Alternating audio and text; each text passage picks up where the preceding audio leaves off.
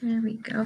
All right, so welcome to everyone, and thank you so much for joining us today. Just a couple housekeeping things before we start. On the right hand of your screen is a chat box, and you can feel free to type in there at any time. If you have any IT questions, I can try to help you or anything like that. But then for questions for our speaker, if you scroll down, there's a question portion, and you can type them in there, and then we'll answer them at the end. And then if for any reason you have to leave partway through, a recording of it will be sent out through Webinar Ninja to anyone who's registered, and so you can go ahead and watch it from there as well. All right, so our speaker today is Abby Norman, and she's written the book Ask Me About My Uterus. And so I'll go ahead and pass it over to her now. Hi, thank you so much for having me. I'm excited to chat with you a little bit today. So yes, I've written a book with a title that may very well appeal to many of you. And it just came out in paperback, actually. The hardcover version came out about a year ago, and then last month we got the paperback version. So that's very exciting. I undertook writing this book because I actually didn't set out to write a book. It just kind of happened because I was diagnosed with endometriosis after a long, very, very long couple of years of really having a lot of issues that had become very acute. And it really culminated for me and my personal story with having a cyst that was on my fallopian tube that was related to the endometriosis, and then, not getting taken seriously when I was going to the doctor and saying that I was in pain, having a lot of other sort of socioeconomic factors that compounded why it was so difficult for me to access care. And then actually looking back and saying, you know what? I actually always had trouble from the first period I got when I was 12 years old. It was never normal, but it was normalized. So the pain of menstruation and the experiences that I had with other symptoms, especially gastrointestinal symptoms, it was all either not talked about or it got normalized by society, by doctors, by the people in my life who were tasked with educating me about my body and sexual health and menstrual health and all of those things. So what I kind of realized over the course of my journey and my story, which I won't give you too much about because I do talk about it obviously a lot in the book. I mean, it was enough to fill up a book. But also because I don't really think that it's as important to talk about my story specifically, because one thing I've learned since the book came out and even before, and part of the reason why I felt the need to write the book was that a lot of us have very similar stories. We've had almost verbatim interactions with doctors or the people in our life that we've tried to explain our experiences to, our pain to, and that often we've probably even had these kinds of conversations over the years, over and over and over again with ourselves, in terms of saying, is it really as bad as I think it is? Or is there something wrong with me that I'm not tolerating this the way that it seems like other people do? And I think that's especially true when you're very, very young and you first start having experiences with menstruation, or sort of that time in a young person's life when it seems like a lot of the endometriosis symptoms that we've come to know and hate seem to really manifest intensely for the first time. Now, that being said, I was extremely lucky in that I was diagnosed earlier than a lot of people that I have since talked to. And I think that really what I attribute that to is that I, at the time, was working in healthcare and had a lot of intellectual resources available to me to, as many of us do, sort of make that diagnosis before anyone else did, type of thing. So I had a lot of resources in that way. I also really had a crucial understanding of how the medical system in the United States, how the healthcare system, whether it be insurance or whether it be sort of what it's like when you go into a doctor's office versus what it's like when you're in the emergency room versus what it would be like when you have a surgery or you see a specialist. And that information really became crucial for me, more so in the years that would follow, when I started to have a lot of other health problems and everything just sort of, for lack of a better phrase, fell apart physically for me. And then to a lot of extent, it started to also fall apart sort of emotionally, because all of a sudden I felt like I had to get used to being in a body that felt like it was against me, um, all the time, and not being able to explain that to people, and feeling like I didn't have people in my life who understood. And I'm imagining here that that's probably not all that of an uncommon experience. I think it's a shared experience by a lot of people with chronic illness and chronic pain, um, regardless of what that is. And fortunately, for me, I was given the opportunity to use my experience in a positive way, in the sense that I've had the ability to kind of put this stuff to work, not just in terms of publishing a book and like raising awareness, but also doing some advocacy work, and getting in touch with a lot of people who basically make me feel hopeful. Not necessarily always for myself, but for people who are at another stage in their journey of trying to understand how to live with this disease, and maybe even aren't diagnosed yet, but may have more resources available to them, some of which I may have, in my small way, contributed to creating, whether it be tools or research.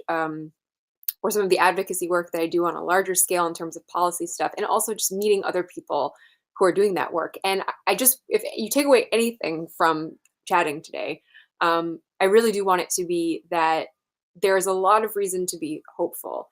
And I don't necessarily mean like in terms of there, being some kind of magic cure or treatment on the horizon, although that does kind of get, you know, that does pop up from time to time in terms of discussion. But I think even on a smaller scale than that, in terms of what's going to be readily accessible, there are a lot of people doing really, really good work on the back end, and they're not getting as much attention yet, but they should be. Um, in terms of creating tools that patients can use, not just for themselves, but within their interactions with their doctors, with their interactions with their partners, with their communities, in terms of trying to help us develop a way to have conversations around endometriosis and the associated conditions, of which there are many and more we are finding, um, and having conversations that aren't just more more expansive and more inclusive, but also that continue to sort of pick up steam as they go, and that hopefully can reach a lot more people. And I mean, that's sort of been my goal, I think, in terms of continuing to talk about my experiences, and certainly publishing a book, because I realized that, you know, I think we all probably have an enormous list of things that like having this disease has taken away or has made more difficult for us in our day-to-day lives. But one of the things that I think about a lot is that since this happened to me while I was in college and I never went back to school, I really felt like in a lot of ways certain life experiences got taken away from me before I ever even had them. And I just turned 28 yesterday, actually. My birthday was yesterday.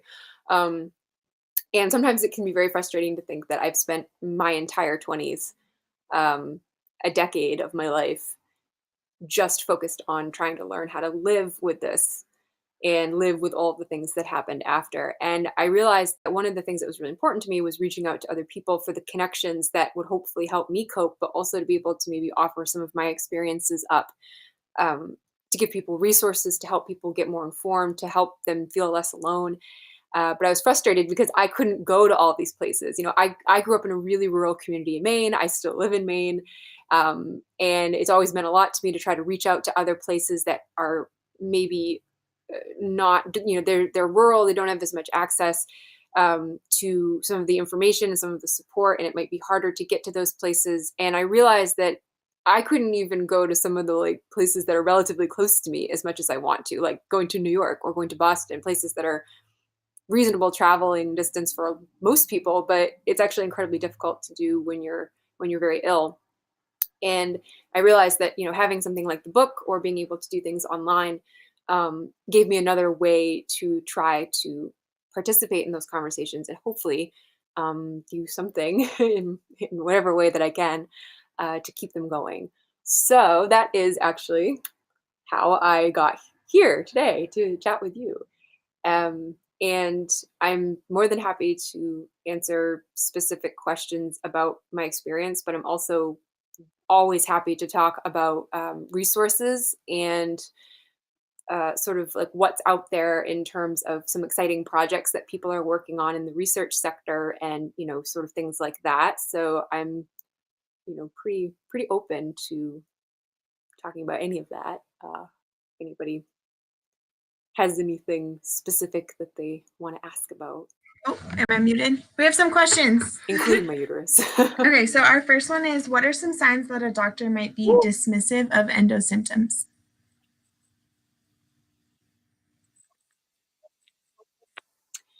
That's a really good question. And I find that in terms of specific things, it will vary doctor to doctor. And sometimes doctors, you might have a very, very solid interaction with a doctor. You might feel really comfortable with a doctor up until you start having this conversation and you realize that the dismissiveness is really coming not so much because they have um, some kind of internalized bias necessarily, but that they actually may have a gap in knowledge, that they may not recognize the signs, or they may be interpreting them as some other condition. So usually I feel like everybody I've ever talked to has at least one story of a doctor saying, you're just stressed out. You're having these symptoms because you're stressed. You're having these symptoms because you don't, do enough yoga or something. I mean, I feel like every time I've talked to somebody, they have at least one interaction like that. And yes, it's true. And in my story, there are definitely interactions that I've had with doctors where they make blanket assumptions about me because I was a young woman who was going to a prestigious college. And when this first started, I definitely got the whole, you're young and a neurotic woman, and that's why you're having these issues. But those types of interactions, you don't have to guess at because you'll feel them. I mean, if you are being made to feel uncomfortable in an interaction with a doctor, no matter what it pertains to, that's something to pay attention to and that's something to listen to. And then once you've actually acknowledged how you feel in that interaction, you can prepare yourself and sort of arm yourself with what you need to address the reason for that, because sometimes it may well be that it's like a personality conflict, but a lot of times subsequent to the first interactions I have worked with some, seen some doctors who were much more compassionate than some of the people I saw at the very beginning, but they just didn't have the knowledge, and they didn't seem particularly interested in doing a lot of the legwork required to educate themselves. And I think a lot of that in the United States anyway comes down to doctors not having enough time. I think that that's one of the biggest challenges. And I think that there are a lot of well-meaning doctors who just don't have the resources that they need to be able to do what's best for their patients. And I think that that is made even worse when you figure that a lot, I would say, at least what I've encountered in terms of um, clinical education and medical education, is that a lot of what's taught is very outdated, and that we're in this in between place where we have some new information, but it's still in early phases of research, and people are hesitant to sort of make it a standardized part of a curriculum. And then that would only really pertain to like newer doctors or doctors who are very up on their continuing medical education, which I think a lot of doctors try to be, but they get busy or they don't have time or they're overloaded on patients and they don't have enough resources in their office. So I guess the long way of saying that is, you'll know. I mean, if you're like aware of how you're feeling in that interaction, you'll know if you're being made uncomfortable. And I think the most important thing you can do when you go into any interaction with a doctor is go in with an open mind, but be aware of how you're feeling. Pay attention to how you're feeling, not just physically, but I mean emotionally, because that is going to tell you a lot, not just about how that doctor is perceiving the interaction, but that you as well may be, picking up on something that is going to make it more complicated for you to describe what your needs are. And for them to be able to really understand. So our next and question act kind on of what goes you're with saying. that. It says, I'm young and shy, and I have trouble speaking up to my doctor. What are some tips for how I can advocate for myself? That is a really, really, really good question. It's a very important question, and it's important for everybody because even if you're older and very outgoing, um, when you're interacting with a doctor, you usually don't feel good and you might be in pain. And even if you're feeling better than usual or you're not in excruciating pain, the dynamic between doctor and patient is naturally one where the person who is not the doctor feels a pressure socially to be deferential to that person who they perceive as having the power. So the very dynamic between doctor and patient feels that way, even for people who are outgoing and feeling kind of okay that day and maybe have even come prepared. And I can say this as somebody who's been interacting with doctors um, for well over a decade now. I went in to see a new doctor last week and I felt exactly the same way that you just described. And I had to kind of take a deep breath and pull out my little tools and tricks for coping, which I will share some of those with you because I think that they're helpful for everybody, and especially if you have somebody who can go with you, which is not always possible. I usually don't, but if you have someone who can go with you, a friend, a family member, a partner, somebody who can help you, it's not even just about emotional support, although that is important. It's also about the practical stuff. So having somebody who can help take notes for you, having somebody who can bring your notes along. And one of the things that I've been doing for years and that having technology has really helped with is keeping track of symptoms and being able to bring some of that information with me to an appointment and having that sort of having the data almost speak for itself in a way. Not every doctor has time to necessarily go through it with you point by point when you meet with them, but just having it and demonstrating that you're able to put it into the right context during that encounter that you're having tends to be, I actually find it tends to be very helpful. And there is actually somebody named this incredible woman named Katie McCurdy, and she has a project that she's working on called Pictal Health, which is actually for people who are more visually inclined and who might be really daunted by the idea of trying to work through many, many, many years of trying to manage a chronic illness or manage chronic pain, and who may even still be undiagnosed. Her project is really, really helpful in helping you distill down some of the most sort of important points to discuss, and then being able to bring that information to a doctor in a way that's really concise, really clear, and really actionable. And those are sort of like the tenets of something called health literacy, which is something that's really, really important to me, and I'm really passionate about it. And that's this kind of idea that all health information should be accessible to everybody in a way that is something that they can use. So it's not even just enough to understand it at face value, but you have to be able to actually make decisions based off of it and make decisions that are informed and that you feel good about and that you feel confident about your decision. And one of the best things you can do, and trust me, it's not easy like the first few times. And I actually have friends that I practice with. Like I'll like for example, my best friend is getting ready to get married this summer. And so I'm her maid of honor. So when I meet with her and we're, dutting around doing stuff, getting ready, I'm like, can I practice some of the things I want to say to my doctor next week with you? Can I just practice articulating them just so that I have a supportive person to practice with? And can I practice asking you to clarify something? Because I find that the most important thing that I say to a doctor doesn't come at the very beginning. It comes right at the very end. When I say, okay, this is what I heard you say about this. This is my understanding of this recommendation that you made. This is my understanding of this diagnosis that you brought up. This is what I heard you say about this test. Is that correct? And it gives them an opportunity to, first of all, identify if you've misunderstood something, or in a lot of cases, really what I'm doing is I'm sort of, you know, giving them an opportunity to maybe say it in a way that might be a little bit easier for me to hold on to when I leave the office, especially if I didn't have somebody there to help me take notes, because it can be very, very overwhelming to try to take in all of that information and remember it for when you actually might need to know about it later. And that is one of the most important things, is first of all, to practice, and then also to, if you can only really muster up, whatever you can muster up to ask a question, is asking for that clarification before you even walk out of the office.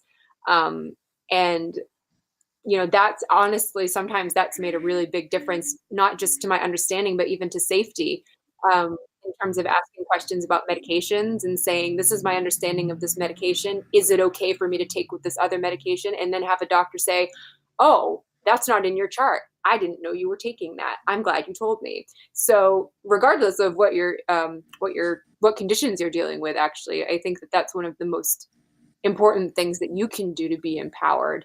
And it also demonstrates to your doctor that you're very invested in your care and in having the continued That was conversation fantastic. about All right, so our next question.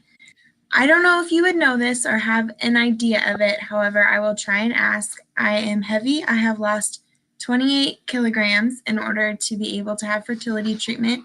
I'm a few kilos away. However, my doctor says that maybe my endometriosis pain will be better once I have lost more weight. My endometriosis has only gotten worse within the last 2 years where I have lost weight. I know it's not because of the weight loss that it's gotten worse, but I'm convinced that it will not get better because of weight loss. I get angry when she says weight loss is the answer to everything, and I don't know how to react.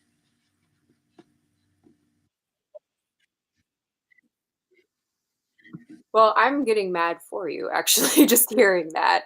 Um, Off the top of my head, I don't have a paper or research point that I could cite to that.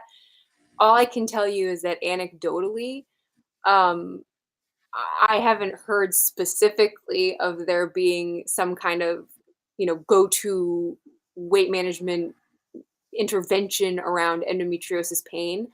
I know that the only thing that people have expressed to me can be helpful is changing diet in terms of not weight loss, but changing certain foods that they find triggering if they have GI symptoms, which is perfectly logical for any kind of GI condition that people would attempt that. But as it pertains to endometriosis specifically, in terms of how, like, the severity of your lesions, or the intensity of your pain, I mean, we know that the location of the lesions and the depth is more important than like how many you have, or there's a lot of different factors that we don't understand about what makes it more painful, or why some people who have a really, really like severe case of it don't experience the same amount of pain as somebody who comparatively has less of it, when somebody is in there looking around.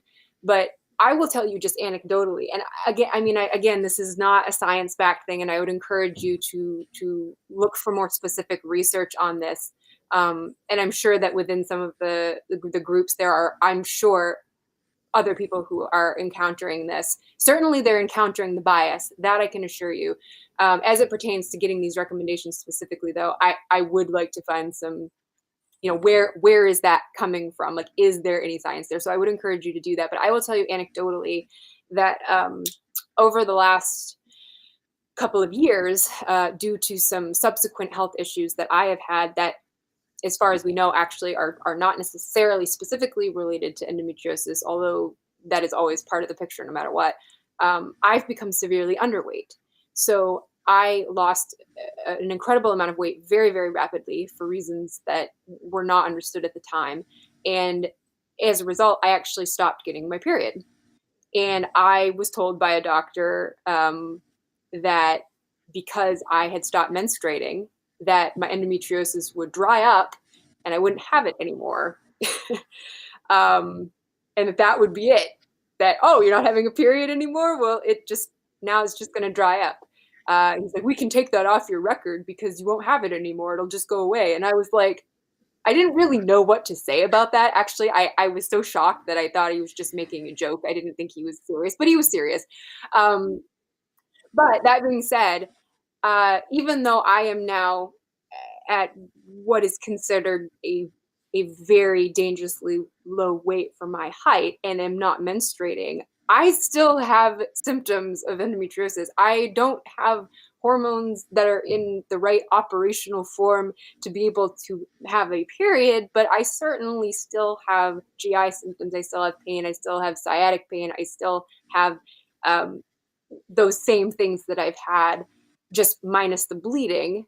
And that is not a good thing. But I mean, it is one of these things where I can just tell you anecdotally that weight is, in my experience, not something that is going to necessarily make a difference insofar as biology, but I am very aware that it makes a difference in terms of how you are treated in the healthcare system and how you're treated by medical providers and the quality of the care that you get. And that stigma and that bias is really prevalent for a number of health conditions. And I think, other than, people being able to speak up about it, which I think is the most powerful thing we can do now, is to be able to expand this narrative to, around these illnesses, to be inclusive of all of the different experiences and all of the different factors that make it more challenging for somebody to access care and to access quality care, especially with conditions like this. So, I mean,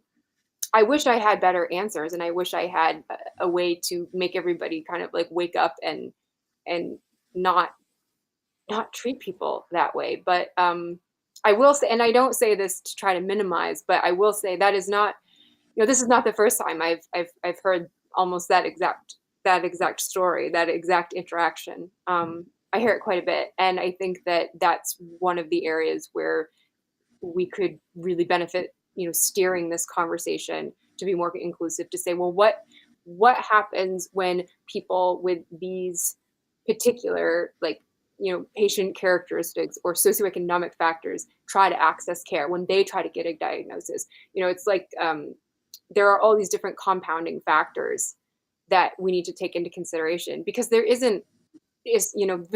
isn't a textbook case of this. There isn't a textbook endometriosis patient. When you really, really think about it, we all have really similar experiences, but we all have very different stories, and they matter. So our next question is, deal. I have GI issues and I have endo, but neither doctor is willing to say that they could be related. There's not a question with that, but find, if you, and I hate to say this, the first thing that wanted to come out of my mouth is find a different doctor, but I say that from here and not here, because this is where I speak from more than is rational, because I know that there are a lot of different factors that influence whether or not somebody can see a different doctor, whether or not they can access a specialist. And here I am, and I've talked about this on many different stages, and I've written this book and I've done all these things, and I still don't have the resources oftentimes to get to specialists for a number of things. I have struggled and will be in medical debt for the rest of my life, and I'm very aware of that.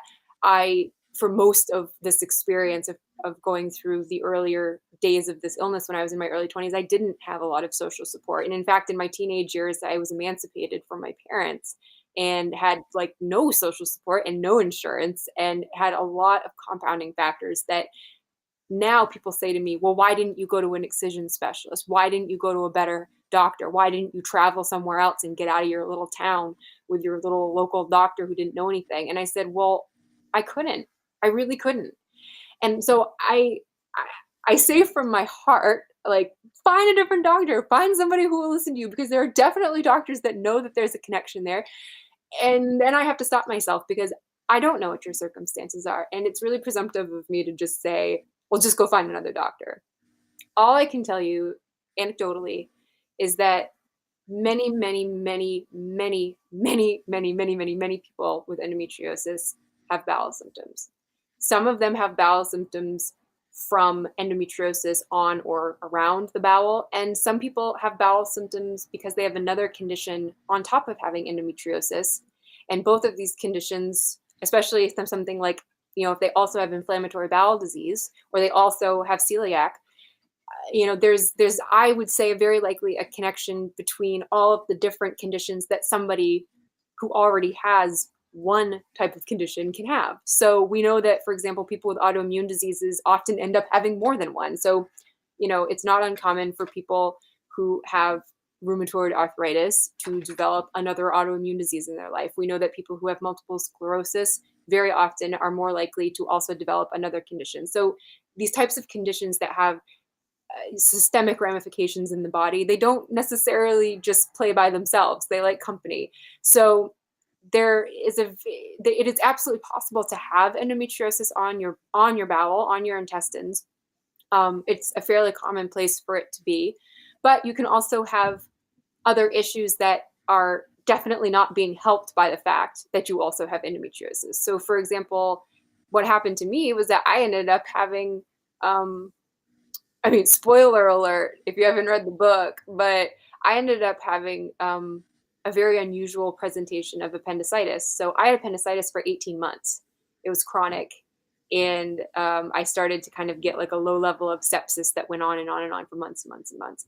And at the time, because of who I saw, they didn't like biopsy that tissue to say, well, was there endometriosis in it? Because it was just such a mass by the time they got to it that they had to just try to get it out and save like as much of my bowel as they could. And I ended up with long-term problems because of that I still deal with today. And it contributes to my overall poor health.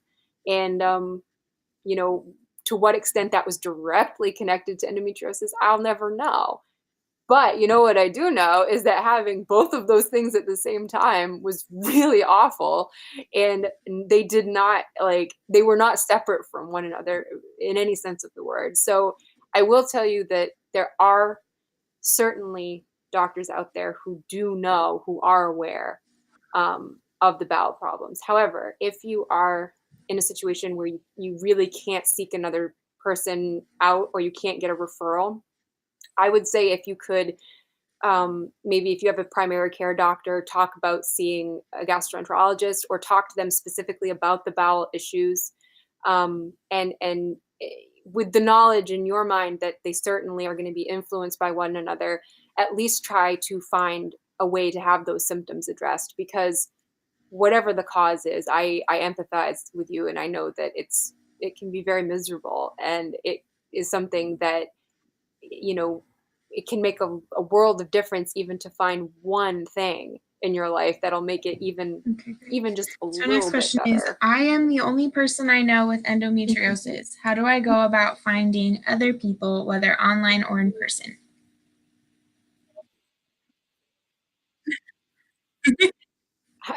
Sorry, my dog was like, "What are you doing?" This is Whimsy. Um, she's a perfect segue because Whimsy is my best friend, and I don't know where I'd be without her, because I am somebody who is very aware of how isolating chronic illness can be. And I think having a chronic illness that people are only really just starting to talk about more widely, but that also does deal with a lot of aspects of life that people still don't necessarily think is appropriate for everyday conversation. Um, it can be incredibly lonely. And I will tell you that there are some amazing like online support groups. And I found the first time I ever felt heard or seen or even like hopeful were through some of the online support networks like Endo Warriors, which is a Facebook group that is really helpful. Nancy's Nook, people who are at a point in the process where they are looking for more information. That can be a really good resource if you kind of are trying to get your footing in terms of understanding and having a wide kind of swath of information that you can use to educate yourself. And honestly, I have found I'm not a big, I'm on social media, but I'm not on it that much because I find it really overwhelming. But I've actually found that there is a really great community growing on Instagram. And I find Instagram to be a rich Whimsy. Whimsy loves Instagram. She's more interesting on Instagram than I am. But I find that following the hashtag endosibs, SIBS, so siblings, but sibs, because that's more inclusive of many members of the LGBTQ community who don't necessarily identify as female, but that have endometriosis and who didn't necessarily feel included in the Endo Sisters tag, which is another really great tag. But I just always recommend you do both, because then you get to find everybody who's in this club that nobody wants to be in. But those particular places on social media are really supportive. And I think that sometimes it can be a little bit overwhelming to feel like you're going to take the step to get involved in a community, but it's absolutely okay to kind of like lurk in some of those hashtags for a while and just take in when other people are sharing their stories or sharing their experience and their resources or their ideas about things. You don't have to come right out at the gate and start engaging. If you want to and you're ready for that and you feel like you need that, that's super. Like, it's very welcoming and people will be more than happy to like bring you into the conversation. But if you're not quite there yet, it's totally okay to just kind of keep it a little bit like let yourself kind of like wade in. Like, that's fine. I even still do that sometimes. And I think I'm like, I'm kind of a little bit more high profile in those tags because I got verified on Instagram. So now I like pop up in places that I don't remember popping up in, but I still sometimes just kind of am like, I just need time to process what I'm going through right now. And I don't want to do that publicly yet, but it's nice to know that there's a place for when I do. And in terms of your local community, depending on where you are, definitely like look into like if you have a women's health clinic or a Planned Parenthood within a reasonable distance of you, or whatever your closest healthcare system is, going into the women's health clinic and asking if there are support groups. And if there isn't, if at some point you feel like you'd like to start one, I think you'd be really surprised by how many people would kind of pop up and say, oh my gosh, I would really, really benefit from this and love to do it, but I thought I was alone. Because you might look around and see like half your neighborhood. I mean, that's kind of what happened to me. I live in a really small community in Maine, but when I published this book, people who've known me for 10 years who didn't know anything about this, were like, I had no idea that we've been going through the same thing, like living like right next to each other, and I never knew. So sometimes it's just as simple as like simple, but not simple, as just talking about it. I mean, I've had conversations with people in the grocery store about it, and I've made connections that way. But it's all about doing that when you're ready. And also if you get started and you feel really overwhelmed, because and this has happened to me a lot, especially since the book came out and I get in it. I mean, I get more messages and emails than I could ever respond to. And sometimes I get really overwhelmed because I feel every one of them like deep down in my soul, because it's like reading my own experience over and over and over again. And some of them are, like incredibly difficult to read. So sometimes it can be really overwhelming, and that's okay too. No matter where you are at, it's a process. And, learning how to cope with this day to day, some days are going to be better than others. And it's really okay to acknowledge what you need. And my hope is that we can all kind of learn to not just like recognize that, but to be able to start asking for it from the people in our lives. And that's really hard. And I'm not saying I'm good at it, because I'm not. I'm still learning. That actually leads really well into our next question. So our next question is, my daughter has really painful periods, and I've been looking up stuff online, and endometriosis has come up a lot. She's embarrassed to talk about these issues with her doctor and with her school when she has to miss classes. What are different ways that I can support her?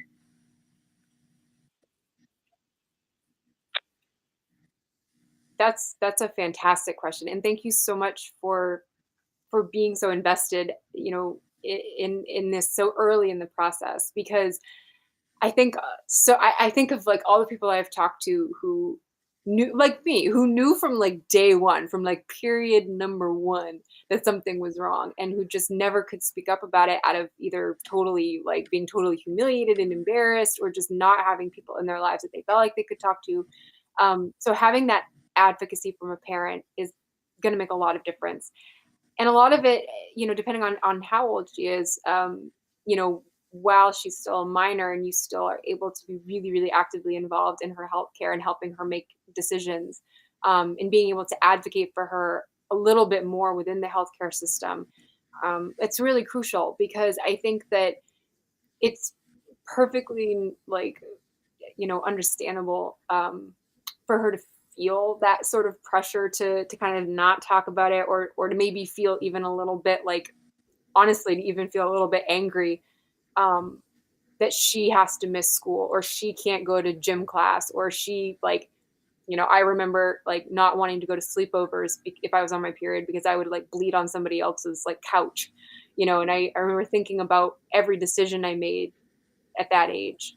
No one ever knew how much I was thinking about my period except me, but I had to sort of live with that, and it was really difficult to have to prioritize it when it seemed like nobody else seemed to have quite so much of a problem with it. Um, but I would say, like, at the beginning, the biggest thing is to at least support her in saying, I understand that it can be really hard to have these conversations, especially like with a doctor. Um, if you want to, I can help start that conversation, or we could work on something at home together, writing down, tracking your symptoms with like an app, using a period, like if she has a phone, or you have a phone and you want to like help her track her periods, track her symptoms, and then being able to have, something to share with a doctor that is a little bit more clinical, like that isn't quite as personal. I mean, it is, but it's a little bit more detached when you're looking at like a graph. It's a lot easier to show a doctor a graph of how many bowel symptoms you had than it is to sit down and describe all the bowel symptoms you had. Like, I totally get that. So that's one of the benefits of having something like that. And even if it's not an app, even if she's just journaling and just keeping track of it that way, and then having something that she can kind of, either give to you to share with the doctor, or just give to the doctor, so that she doesn't have to feel that pressure. Because what we don't want is for especially young women, to to not just feel silenced by like society's impositions and like the pressures from their peer group or the pressure from anybody else, but also to internalize that stuff and to then silence themselves. What you don't want is, for her to be able to like not be able to even listen to her own body, and for her to like turn off all of those signals, or have it all get really, suppressed. So I think that is a big piece of it. And I think also, if I could go back in time and like counsel my younger self, like if I could go talk to myself at 15 and 16 in terms of the endometriosis experience or the period experience, one of the first things I would do would be like, okay, if you can't find a friend to talk this out with, like, we're going to find you a really good counselor, because you want to start talking about this stuff now. Because one of the things that doesn't usually get addressed until much later, if ever, and probably isn't going to get addressed by a pediatrician, and may or may not be properly addressed by someone who's more specialized, is the mental health component, the anxiety that can come with this, the depression that can come with this. And I think the sooner that it's acknowledged that that is a really crucial component, it's not the cause of your symptoms, but it is definitely part, for many, many people, part of dealing with this condition, to varying degrees. And I think acknowledging that early and making sure that that support is in place is really, really crucial, no matter where it goes from here, no matter what happens, whether it is that she ultimately does have it and needs surgery, or whether it turns out that there's something else going on, or, wherever it goes from here in that process. It's just something that I think is really beneficial, um, for anybody really who's struggling with some kind of, physical experience that has to take up so much of their energy, whether it's because it's painful or unpleasant or just or unpredictable even. Um, and also, I don't know specifically of any groups that are like parenting like specific, but I know that within those groups that I mentioned before, and then within a lot of the communities online, there are actually a lot of like mother child pairs. This is something that we are seeing, endometriosis as having some kind of genetic tie, sometimes some type of heritable component. It's not uncommon for sisters to have it. It's not uncommon for a mother and daughter to have it. So there are definitely other people who've either been through this exact experience or who maybe are going through it, who would, I'm sure, be more than happy to share some of their more specific tips for sort of like where you So guys our are next at right question now. says, ask For me about my sure. uterus, how much additions? For the book. Mm-hmm. Oh, for the book?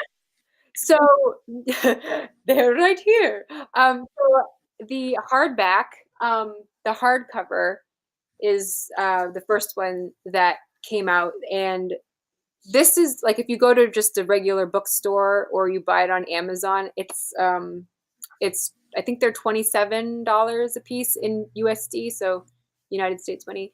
Um, and the paperback version, which just came out last month, is $16.99. It's a standard paperback, but you also can get the book as an ebook on your Kindle.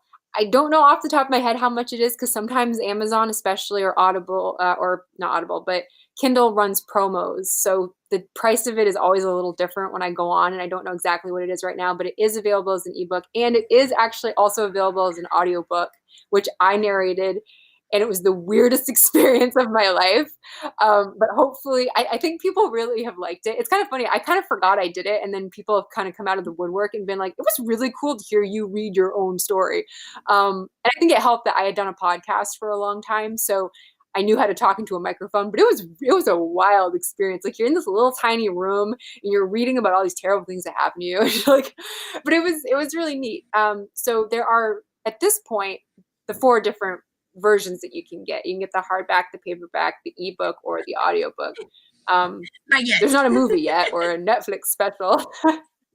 um, so you have your choice, and I was really happy that the publisher made that happen because I wanted this book to be as accessible as possible, and so this way, it's in just about every format that you can get from a traditional publisher. So hopefully that is a way for people to be able to get it. It's also it is being translated into Korean right now, and we're hoping that if it continues to like be interesting to people, like if there's interest in other markets, that maybe we could get it translated into a few other languages. So I always tell people that that's actually kind of one of the cool things that you can think about. Like if you are able to purchase the book, like those sales numbers, reflect on whether or not like other markets want to pick up a book and translate it. But that being said, um, I absolutely like, I'm somebody who always like goes to the library and buys used books and does all that. So I know that buying books and accessing any kind of literature can be a cost prohibitive thing. So what I would say also is check your local library, and if they don't have it, one of my favorite things actually over the last year is that every time like a little library somewhere gets a copy of it, a lot of times they'll like send me something on Twitter, or their librarian will email my publicist and say, we now carry a copy of this because people came in and asked for it. And I love it when I find out that local libraries or school libraries have copies. I've actually donated most of my personal copies that I get with each printing to local libraries or small libraries, because the truth is that when I first got sick, before I even knew I was sick, but I knew something was wrong, the first place I went always was my library. And I was always looking for reading. As you can see, all of my books in my apartment, always still reading, looking for something that I felt like understood me or that explained my experience. And I wasn't always able to buy those books, but the library was life-saving for me. And actually, it was the, medical library in the hospital where I worked that, I got started figuring these things out, and that definitely saved my life. So I never want anybody to feel like guilty or bad about going to the library and like not buying the book. I would much rather, you know, you tell me that you found it in your local library, or that you went in and said, hey, I'd really like this book. Could you get a copy for me? That's really more important to me. And honestly, that's like the first thing I would have done at 15. All right, perfect. So I think that's a great place I'm to like right end. Do you want you. to share where they can find you or anything? Yeah, absolutely. So you can follow me and Lindsay. She's snoozing over here. All my handles for social media are the same. It's just Abby M. Norman. So that's at Abby M. Norman on Instagram and Twitter, and also my like professional Facebook page, which is pretty much where I put like you know, updates on like you know, publicity, like when people write about the book or something. But then if you're interested in um, if I'm doing other like speaking things or updates on other projects that I'm working on, or if you just want to get in touch like with the publishing team, or maybe like a book group, do a book group or something, my website is abbynormanwriter.com, because somebody took abbynorman.com. I think it was uh like a Miss America contestant from Wisconsin from the 80s. I don't know. There are a couple of Abby Normans. Right. It's funny. You find that out when you get a Wikipedia page, like how many of you have. But so that, yeah, those are the best places to find me. And I will say that I think my favorite social platform is Instagram. That's where I like to spend time.